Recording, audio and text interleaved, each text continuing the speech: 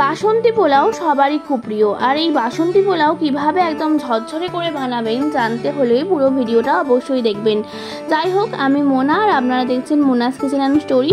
সবার প্রথমে আমি 1 কিলো বাসমতি চাল নিয়েছি, তারপর তাতে বেশি পরিমাণ জল দিয়ে চালগুলোকে ধুয়ে জলটা ফেলে দিলাম। এই রকম দুবার করলাম। খুব বেশি করে চালগুলো ধুলে চালের কিন্তু সুন্দর গন্ধটাই চলে যায়, তাই আমি দুবারই চালটা ধুলাম।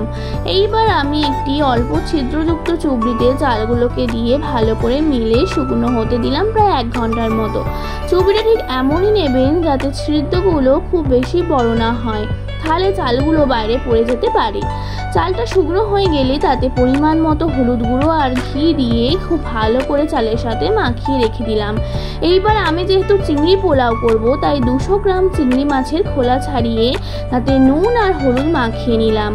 এইবার আমি একটি কড়াইতে রিফাইন অয়েল গরম করতে দিয়ে তাতে কয়েকটা কাজু আর কিশমিশ দিয়ে হালকা করে ভেজে আমি তুলে নিলাম। এরপর তাতে চিংড়ি মাছগুলোকে দিয়ে হালকা করে ভেজে তুলে নিলাম।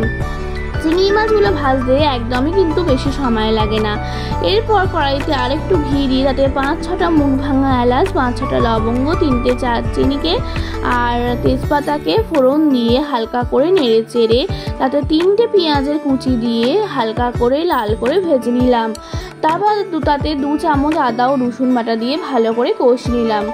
তারপর তাতে 2 চামচ মতো ভাজা জিরে আর ধনে গুঁড়ো দিয়ে দিলাম। তারপর সেগুলো ভালো করে মিশিয়ে তাতে আগে থেকে ম্যারিনেট করা বাসমতি চালগুলোকে দিয়ে দিলাম। দিয়ে ভালো করে মশলার সাথে মিশিয়ে একটু ভেজে নিলাম।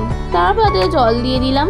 এইখানে একটা টিপস, আমি 1 কিলো চালের জন্য 1.5 লিটার জল ব্যবহার করেছি। সব সময় বাসমতি চালের ক্ষেত্রে আপনারা চালের সাথে জলটা 1.5 গুণ অনুপাতে নেবেন। যদি 500 গ্রাম চাল নেন তাহলে 750 লিটার জল ব্যবহার করবেন। তারপর তাতে পরিমাণ মতো নুন দিয়ে দিলাম। তারপর একদম লো ফ্লেমে ঢাকা দিয়ে 10 মিনিট রেখে দিলাম।